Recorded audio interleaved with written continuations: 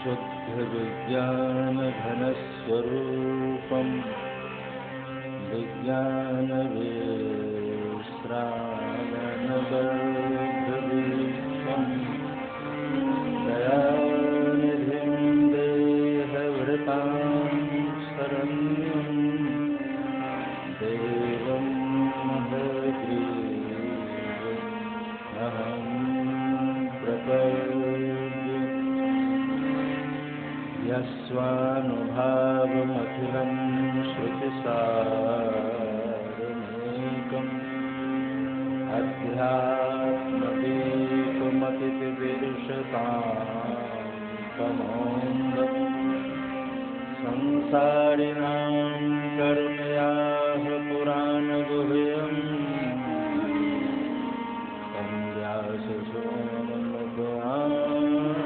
गुरुं मुनीनां। श्रीयोगीन्द्रपदाब्जदिव्यकरुणां सम्प्राप्ति दीक्षाभरं ज्ञानाब्धे परिकालदेशितुमनः संजातबोधोदयं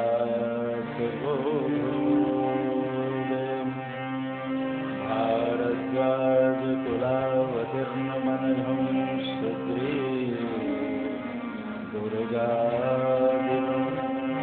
आचार्यं पुरुषोत्तमं गुरुवरं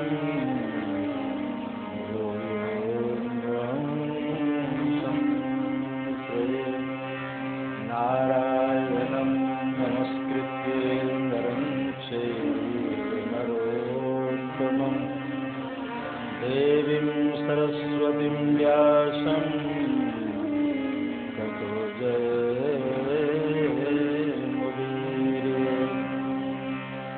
ॐ कृष्णाय वासुदेवाय हरे परमात्मने प्रणतक्लेशनाशाय गोविन्दाय नमो नमः।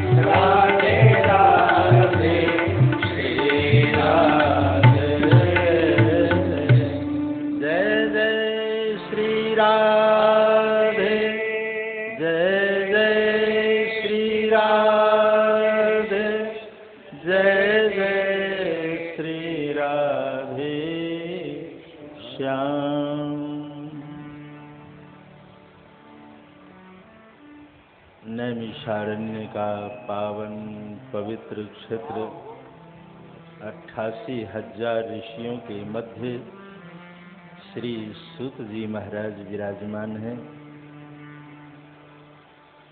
शौनकादि ऋषियों ने श्री सूत जी के श्री चरणों में अभिनंदन किया है, वंदन किया है, साथ ही साथ निवेदन किया, हे देव, आपने अनंत महिमा मंडित श्रीमद्भागवत जी की महिमा सुनाई।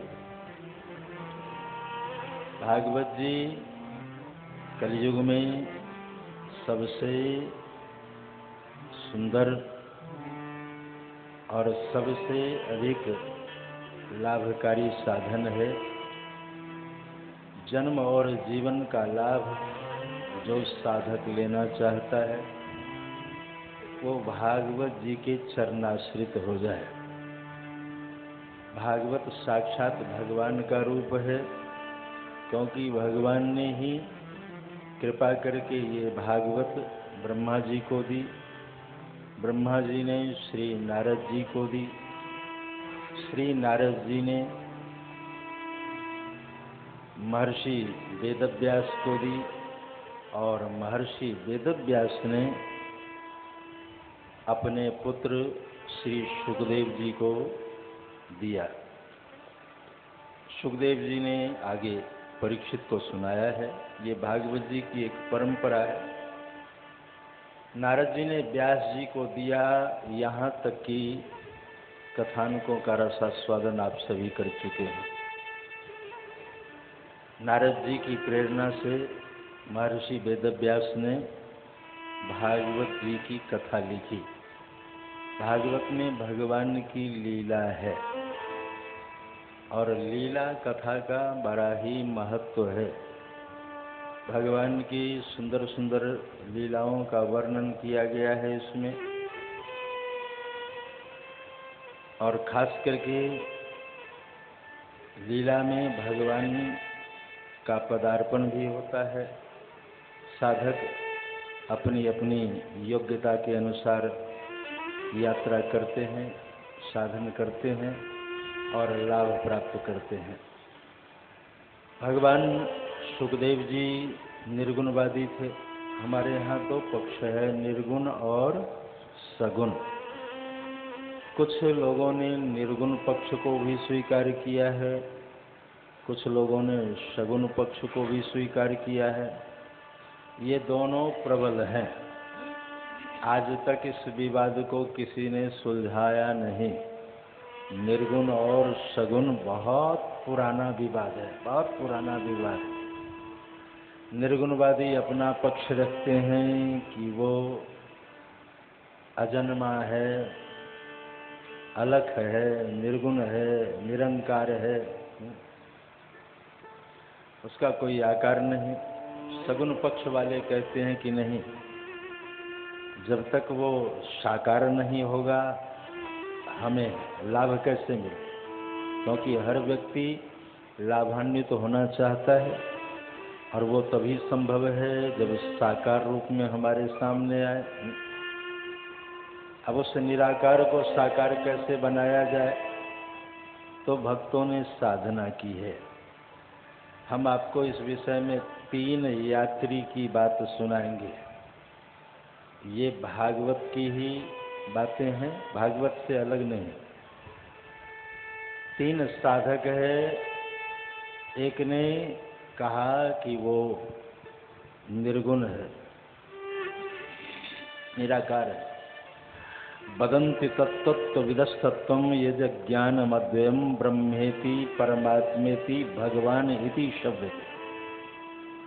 तीनों यात्री ने 3 आधार लिया। एक ने कहा कि वो ब्रह्म है,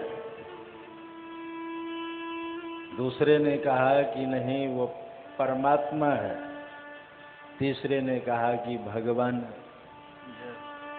अब ब्रह्म किसने कहा, परमात्मा किसने कहा और भगवान किसने कहा, ये भी जानना अत्यंत आवश्यक है। इसी में निर्गुण सगुण का सारा विवाद सुलझ जाएगा। ध्यान से आप सुनेंगे। ब्रह्मेति, जो निर्गुणवादी विचारधारा के थे, वो ब्रह्मेति कह करके पुकारा कि वो ब्रह्म है और सर्वम खल्वमिदं ब्रह्म, संपूर्ण विश्व में वो व्याप्त है। कहा उसका कोई आकार प्रकार है, कहा नहीं, वो निराकार है। एक तत्व के रूप में हम उसे देखते हैं, एक प्रकाश के रूप में वो हमें दिखाई देता है। हम इससे ज़्यादा अधिक नहीं कुछ कह सकते। वो एक ज्योति स्वरूप है, वो एक प्रकाश स्वरूप है। ज्ञानियों ने कह दिया, निर्गुणवादियों ने कह दिया कि वो एक प्रकाश स्वरूप है। तो दूसरा उसके पास जो बैठा था वो कर्मी, वो कर्म मार्ग का था। वो कर्म के ऊपर विश्वास करता था कि अगर हम कर्म करेंगे तो कोई भी कार्य कठिन नहीं है। ये सिर्फ यहाँ से बैठे बैठे निठल्ला चिंतन कर रहा है, निठल्ला चिंतन कर रहा है कि भाई वो निर्गुण है, निराकार है, जाना नहीं चाहता। घर बैठे बैठे जो है सिर्फ बातें करता है।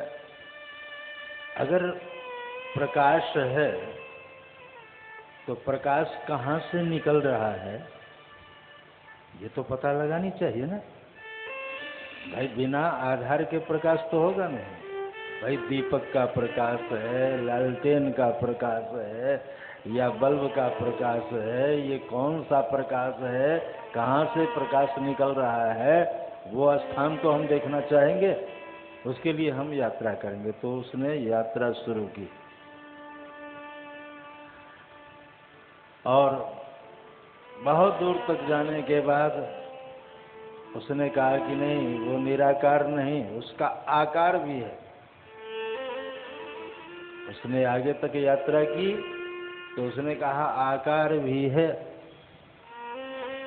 तो तीसरा जो बैठा था वो भक्त।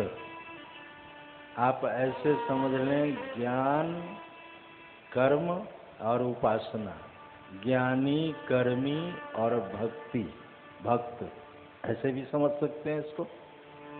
तो कर्मयोगी जो था उसने कहा कि भाई तुम जो कह रहे हो कि सिर्फ प्रकाश है, वो सिर्फ प्रकाश ही नहीं, एक आधार है, एक आकार है, वहाँ से वो प्रकाश निकल रहा है। तो भक्त जो था उसने कहा कि मैं तो बिल्कुल पास में जाकर के देखूंगा। तुम दोनों ने अधूरी बात की, इसने भी अधूरी बात की, कह दिया प्रकाश है लेकिन निराकार है, और दूसरे ने कहा कि नहीं आकार भी है लेकिन मैं साफ साफ नहीं बता सकता कि वो क्या है, प्रकाश कहाँ से निकल रहा है। तीसरे ने यात्रा की, बिल्कुल पास पहुंचा। एक और उदाहरण, जैसे यहाँ मेन रोड पर खड़े होकर के आप देखो 2 किलोमीटर दूर से कोई वाहन का प्रकाश आ रहा है रात्रि में, तो आप कहेंगे प्रकाश तो है। दूसरा कहेगा कि भाई आकार प्रकार भी दिखता है, लेकिन वो क्या है ये तो बताओ।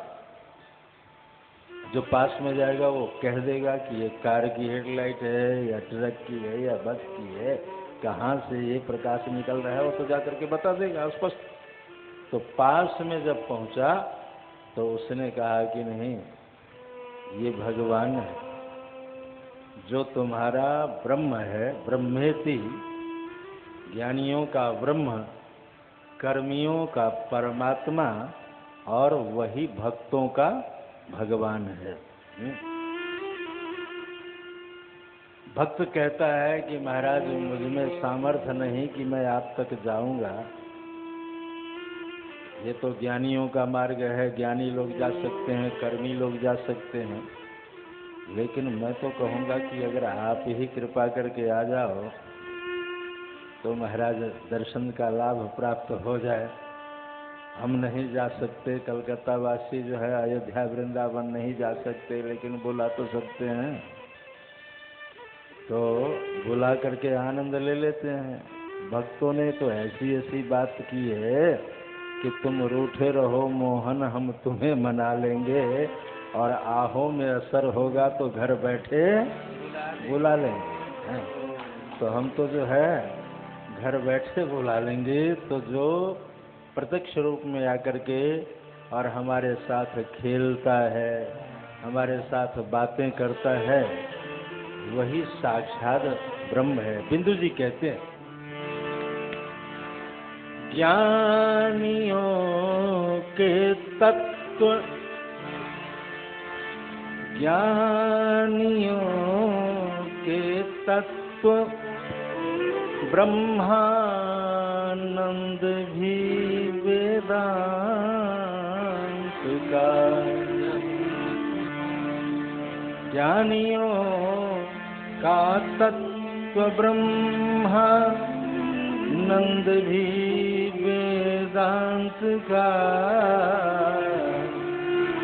खेलता फिरता यशोदा, खेलता फिरता यशोदा, नंद के आंगन में है।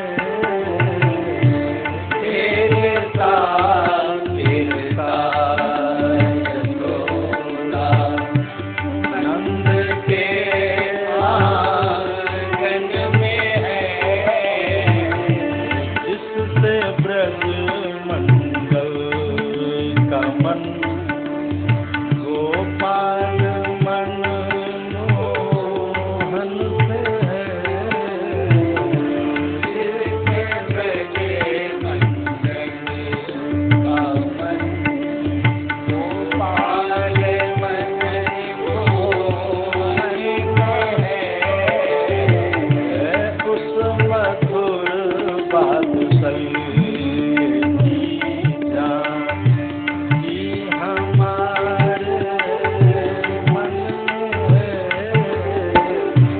उस मधुर बादशाह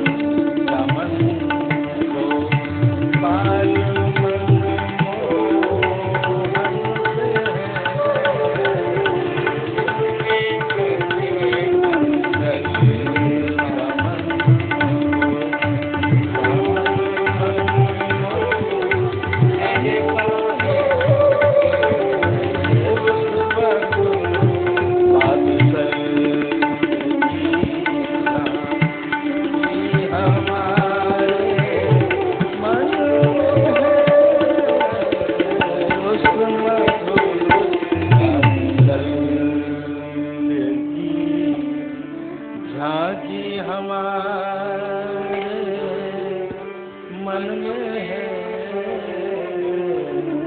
उस मधुर बादशाह की।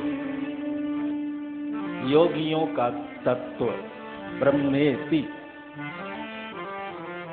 परमात्मेति और भगवान इति। हम ये नहीं कह सकते कि ज्ञानी ऐसे ही बात कर रहे हैं, हवाई फायर कर रहे हैं, वो नहीं।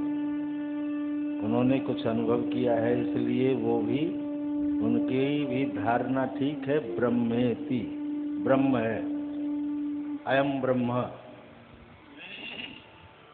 भागवत में ब्रह्म की भी चर्चा है। साक्षात भगवान कृष्ण को नारद जी ने रहस्य खोला है, हम आपको सुनाएंगे आगे। शिशुपाल का जब सिर कटा है, भगवान सुदर्शन चक्र चलाए हैं, और शिशुपाल का जब सिर कटा है तो शिशुपाल का तेज भगवान में समाहित हुआ। ये दृश्य युधिष्ठिर जी देख रहे थे। तो युधिष्ठिर जी ने नारद जी से पूछा है, गुरुदेव ये इतनी गालियां दे रहा था, पता नहीं सैकड़ों गाली दी है, और उसके बाद भी इसका तेज कृष्ण में समाहित हुआ, ये बात समझ में नहीं आई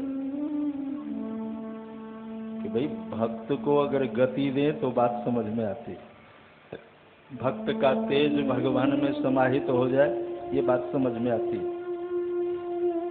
लेकिन ये दुष्ट इतनी गालियां दे रहा था और उसके बाद जैसे शिर इसका छेदन हुआ तो तेज सीधे कृष्ण में समाया। ये क्या मतलब है? नारद जी ने कहा है तुम कृष्ण को पहचानते हो? युधिष्ठिर जी से पूछा, गुरु है ना ये तो तुम कृष्ण को पहचानते हो? युधिष्ठिर जी हंसने लगे, गुरुदेव कैसी बातें करते हैं, अपने रिश्तेदार को नहीं पहचाना? अरे महाराज जी हमारा रिश्तेदार है, क्या बस यही तो भूल कर रहा है, कृष्ण को अपना रिश्तेदार मान बैठा है। जानते हो ये कौन है? और स्पष्ट अंगुलियां निर्देश किया है। इस प्रसंग को आप पढ़ेंगे, उसमें लिखा है श्रीमद् भागवत में कि सवा अयम ब्रह्मा।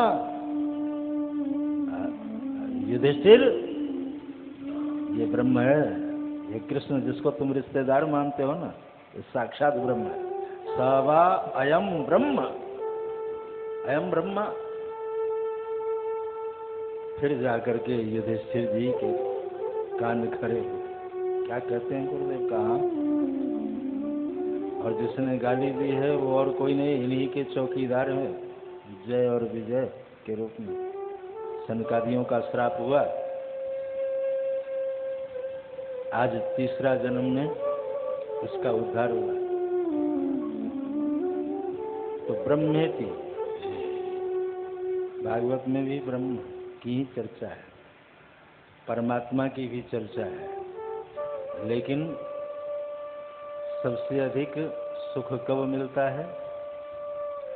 जब भगवान इति शब्द थे वदन्ति तत्त्वविदस्तत्त्वं यज्ञानमद्वयम् ब्रह्मेति परमात्मेति भगवान इति शब्द थे। भगवान भक्त के साथ खेलता है, भक्त के साथ बातें करता है, भक्त के सुख दुख में शरीक होता है।